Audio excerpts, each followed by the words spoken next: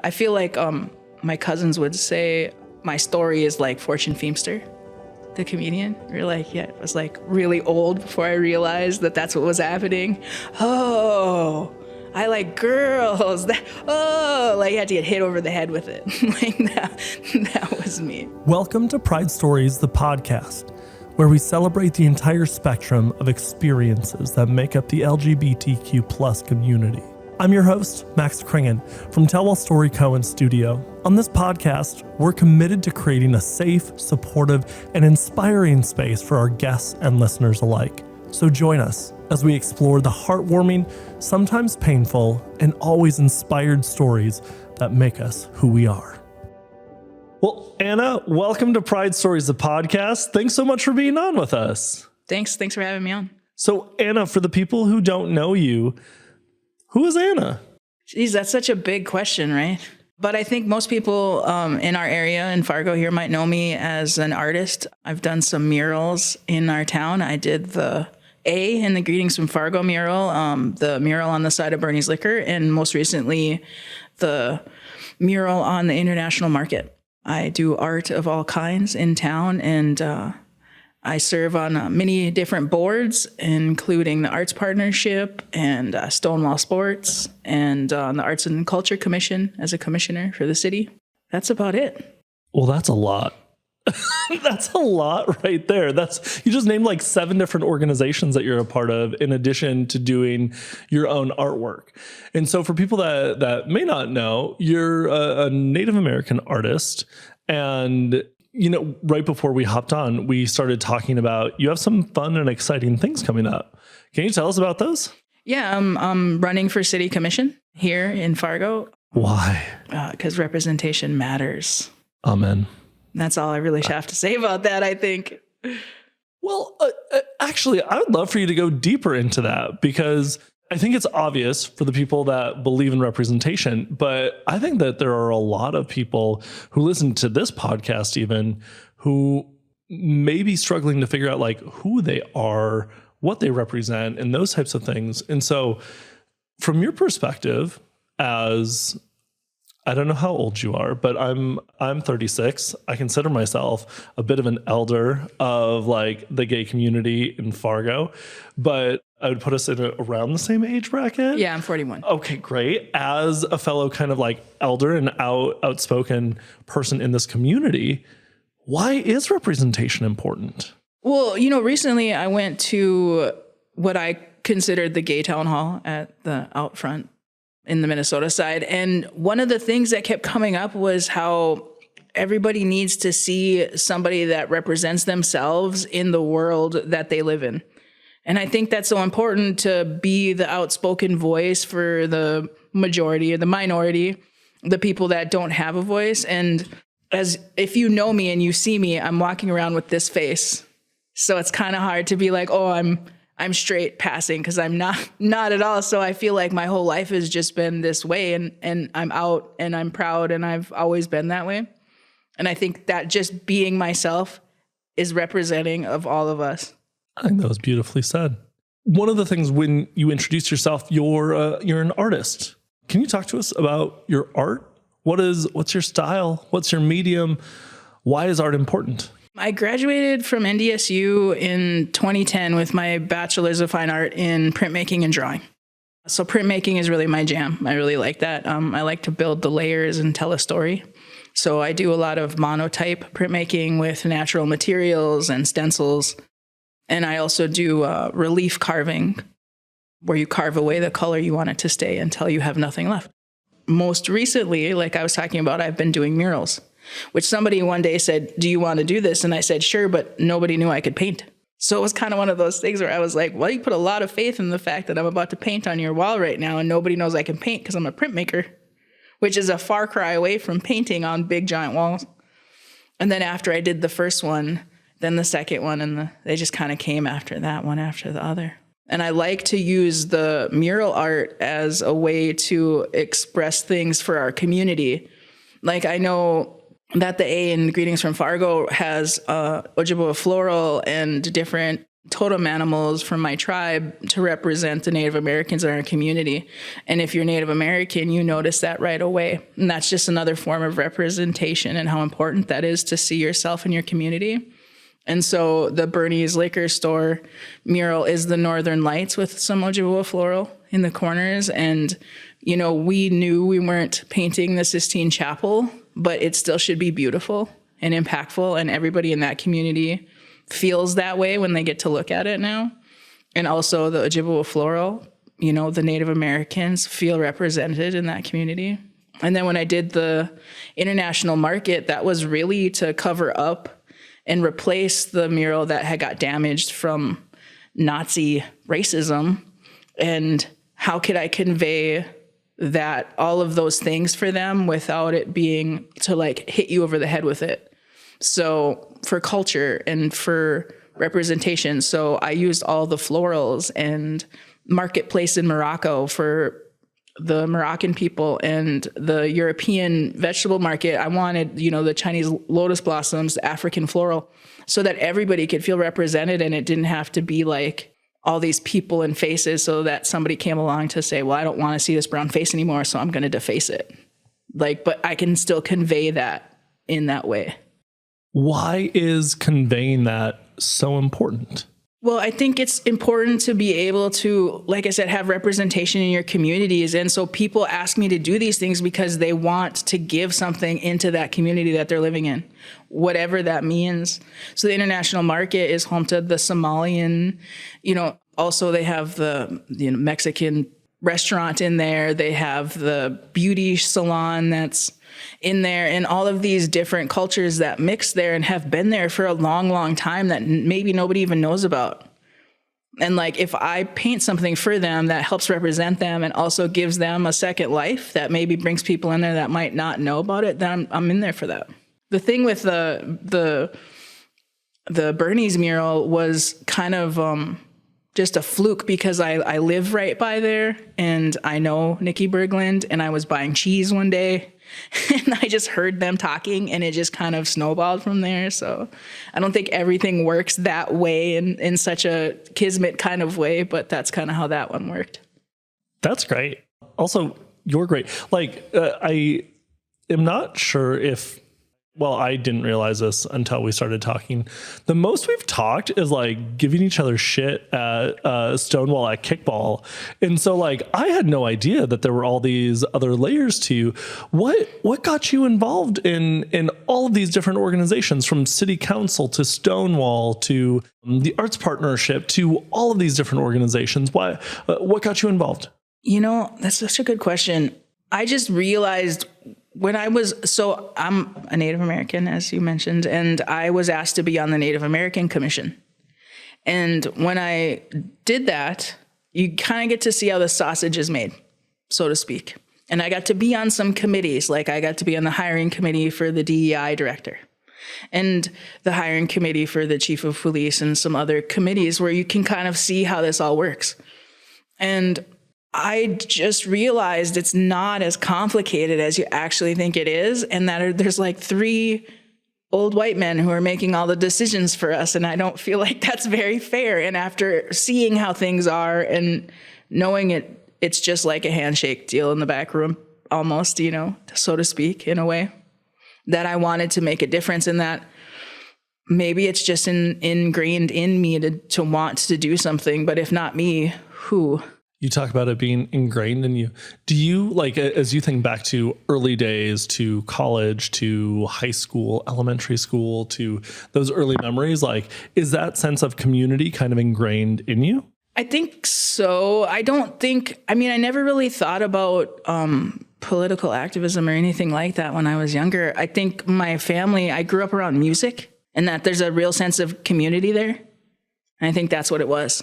There is a really, really beautiful community around music. And it's like everybody has their part to play. Everybody has their contribution to make.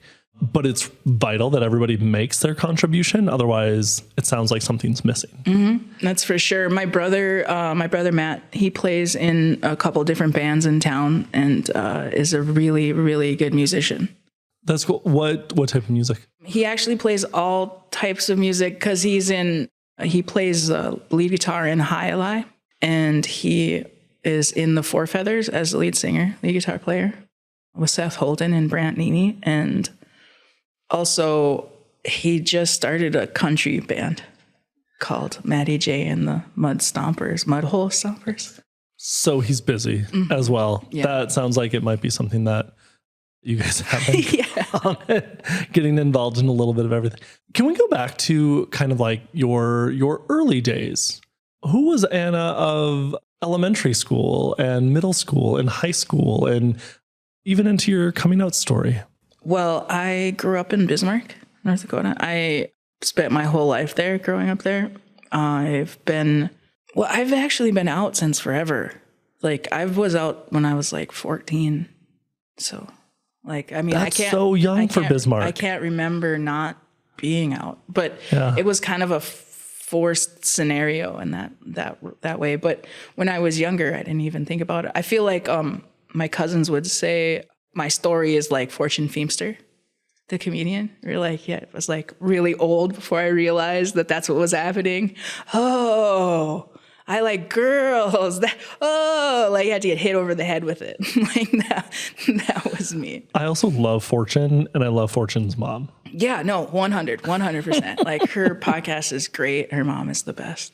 But yeah, no, I think that's really like a lot of it was that, and I did grow up in Bismarck, so it's very conservative and like nobody is super, inviting and stuff. And I moved away as soon as I could. And I went to Boston and California and Dallas and Montana, and I lived all over before I decided to come back and stay, because somebody has to come back and stay. But I didn't want to go back and be in Bismarck. I didn't feel like I would be able to be successful like I am here in a place like Bismarck, because it just is not accepting. It just isn't. Yeah. So of all those places that you listed, from literally coast to coast and Montana, and why come back? What brought you back? My family. My family brought me back. Yeah. I couldn't be away from them. And it's where I'm from. And when you get to see how the other world, how everybody lives in the world, and it's not all it's cracked up to be. It's hard out there in those bigger cities and the bigger places. I mean, when I was in Boston, I had like 16 roommates in a 1-bedroom box, basically. You know what I mean? And on the other side of that, out in California is the same way. And, but I wanted to have all those life experiences and then be able to come back and raise a family, so to speak, here. So tell us about that. You have a partner, you have a wife. Yeah, my wife, yeah. And you guys got married outside of North Dakota before it was legal here. Yeah. Can you tell us that story? Yeah. We got married in 2009 in Connecticut in a bed and breakfast out in Hartford. And it's so funny because we don't even think about it we don't think about why we did it, but it was because it wasn't legal here yet. And then I remember like the next year or the year after, Iowa became legal, and I was super pissed because we had to have gone all the way out to Connecticut when we could have went like 5 hours to Iowa to get it done. And then I was thinking about it again recently, because when did North Dakota actually become legal, and how long was I married before it was actually legal here? Because we've been married 15 years. This February it was 15 years. That's incredible. Congratulations. Thank you. So to get to kind of the name of the podcast, as you think about your story and you continue to think about your stories, what is your pride story? What are you proud of? Well, I'm proud of all that I've accomplished thus far. And like I said about representation mattering so much, I feel like it's important to be that voice for people. I never got to have a coming out story. I was very young when I was outed by my mother, who was a very nosy woman. And back in the day, because we're of an age, I would write letters to my family, like my cousins who lived in another place, because we're poor and nobody's making those phone calls long distance and all of those things that people don't have any understanding about now.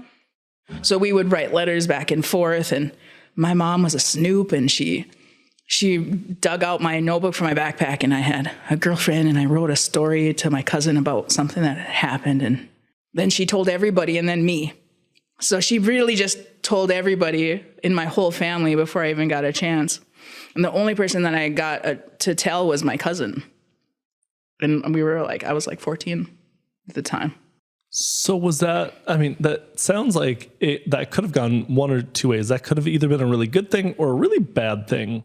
It wasn't great. Wasn't great. Okay. It wasn't great. Anytime I mean, I grew up in outed, Bismarck, so it wasn't great. And I think my mom did it so that everybody could kind of get their shit together before, right? Like, I mean, nobody ever was mean to me. I think my dad had a problem, you know, my grandparents of an age, you know, I come from a Catholic family. So that'll always be one of those silly issues. And, you know, they're not with us anymore. So these are not things that I've had to think about for a while because it's a different time now. And people don't really think about those kind of things. I mean, some people's families do care a lot more still, but not like in that way, I don't think. And so, yeah, it was an uphill battle for a little while, but I think my family eventually all came around, and I'm a gold star, so I never had any boyfriends or anything like that. So I don't think anybody was surprised when my mom was like, put up the gay flag and was like, here, you know, like, dun, da, da, da. I feel like she just rolled out the thing and was like, hear ye, and just told, like, literally the gay picked up the phone and was like, hey, told everybody under the sun. That's wild. My mom's a gossip. Like, I mean, just one of those things. Like, I love that it comes to mom being a gossip. What's your, I mean, this isn't therapy by any stretch, but like, what is your relationship now? We have a great relationship. Yeah. Yeah. It's funny. You know, she's super supportive and lives here in Fargo, helps my brother. She lives with my brother, helps take care of their kids. He has a wife and 3 kids, and she's very, very, very supportive. Like, she's super, you know, into everything and just wants to be there and helpful. And it surprises me sometimes. I love that. You started to talk about kind of what you were proud of, and you were proud of what you've accomplished. But from what I know of you, just in our short conversation, you have a lot more to accomplish.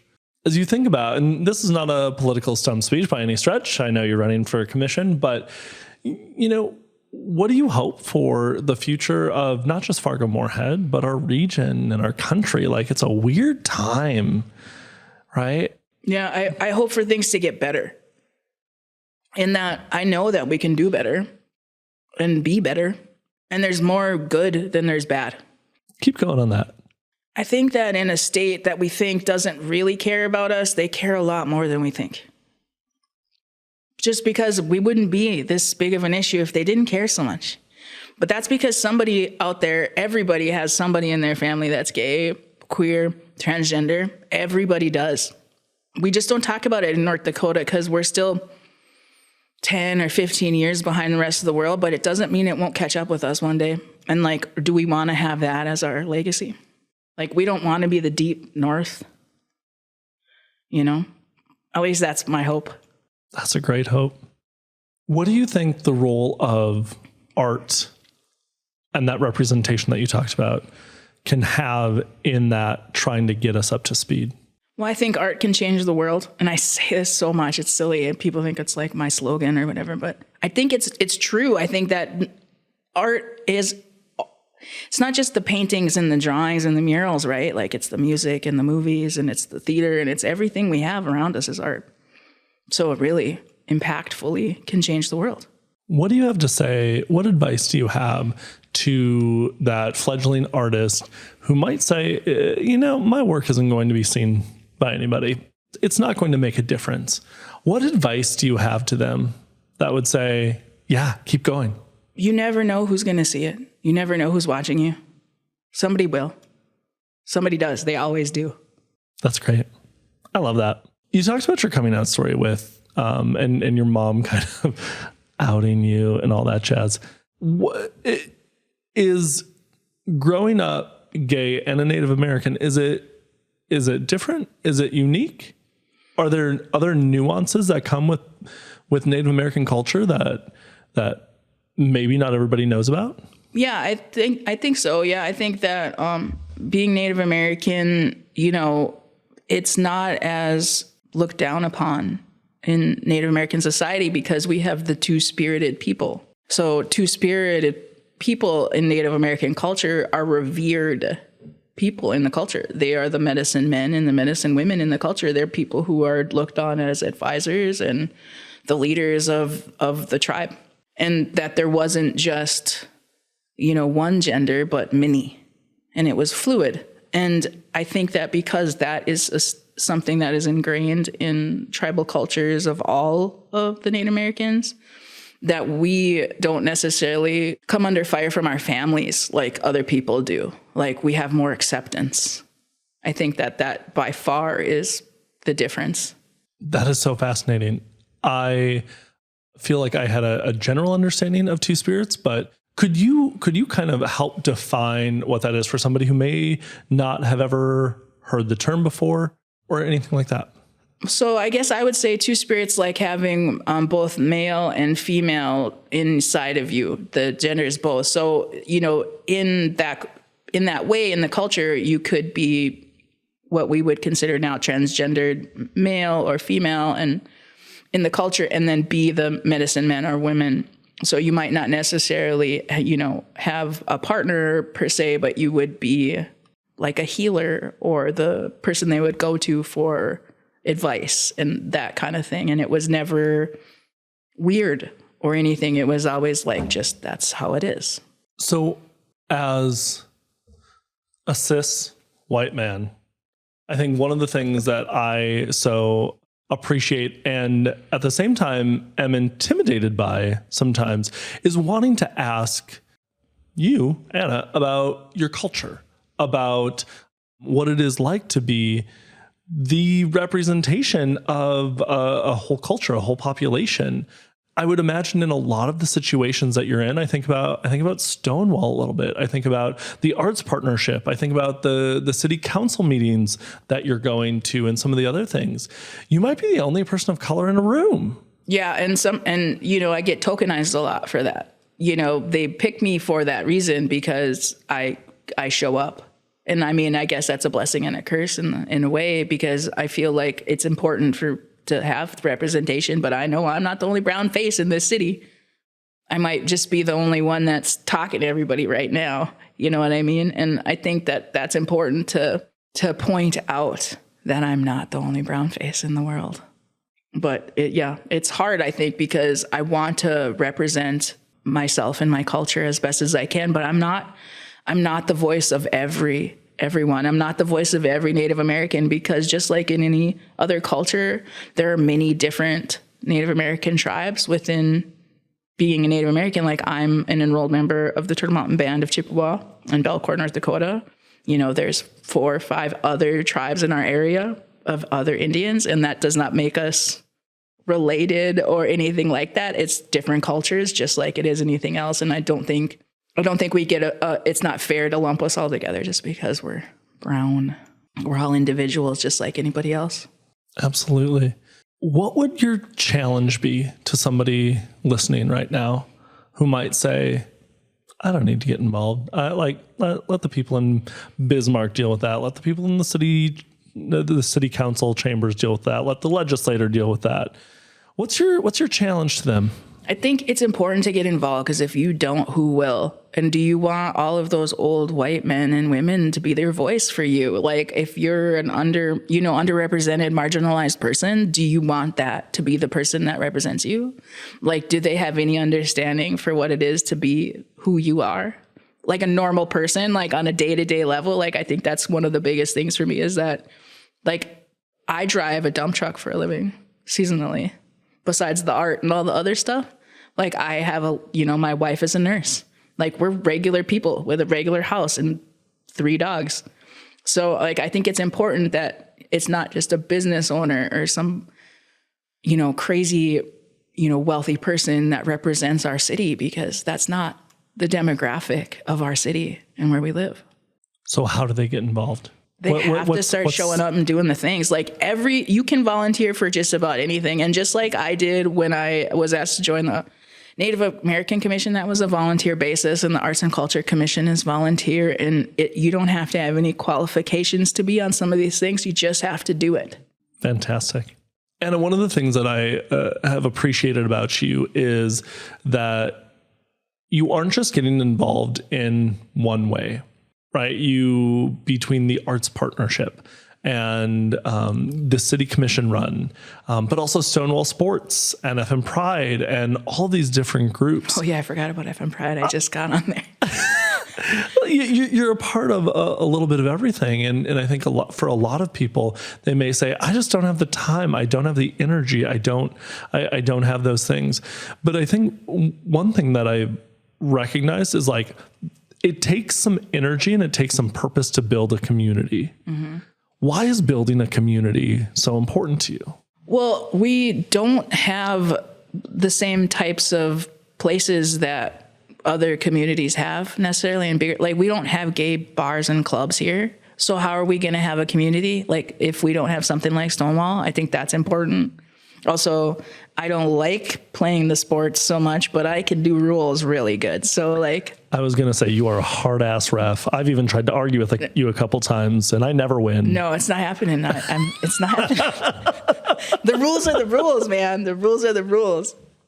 But yeah, no, I think that's why it's important. Plus, it doesn't really take that much time. Like, I know it seems like I'm doing a lot, and my wife would say the opposite of what I'm saying right now, but I don't give that much time to each one of these things. It's really not that much time. And when you do give just that, like, what, hour a month to this board or 2 hours a month to this, is it really that much time? Like, even if it's a not so much fun meeting where you have to talk about fundraising or whatnot, you still get to have the fun in between. And you get to be a part of something that helps build something better. Like at the Arts Partnership, where we bring, grant money to artists and art to buildings and all the things that we do for people in our community. It's important. And we can't do that without people who volunteer. We can't do any of it without that. So good. What a great call to action. I know I have sloughed off a little bit. I was a part of a couple of nonprofit groups for many years that took up so much time, and like what I kind of did the throw the baby out with the bathwater. So I really appreciate our conversation because I feel now inspired again to kind of check out some of those organizations that I've been caring about. So it's important. It really is. And like I say, my wife, she just hates all of it. But I think it's so important to get involved and to be able to build that sense of community we all want. Oh. It doesn't just fall from the sky. I wish it did. It would be great. It would be. So, Anna, last question for you. As you think, from the time, I don't know, mom outed you, but maybe even before that, to, your travels across the country, to the city commission run, to all your volunteering, as you think back over your life so far, what are you grateful for? I'm grateful for my family. I don't think I could do any of it without them. The support that it takes to do some of the things that I'm doing is immense. And for my family, I'm grateful. Awesome. Anna, thank you so much for being on Pride Stories. We appreciate you sharing your story. We're grateful for all the work that you do for our community. And we so appreciate you being one of those folks that is building the community that we want to be a part of. So thank you. And thanks for being on Pride Stories. Thank you so much. I appreciate it. Thank you for listening to Pride Stories, the podcast. I'm your host, Max Kringen, and it's been an honor to bring this story to your ears. Pride Stories is proudly presented by Tellwell Story Co. and Studio. We have an incredible team that makes this podcast possible every single week. If you've been inspired, moved, or entertained by anything you've heard in this episode, please consider supporting our mission.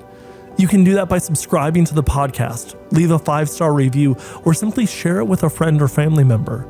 Your support helps keep the stories alive and resonating. And if you feel compelled to share your own Pride story, we'd be honored to listen. Please visit the link in the description of this episode to get in touch. No matter where you are in your journey, whether you're out and proud or just finding your voice, remember, you have a story to tell and it deserves to be heard.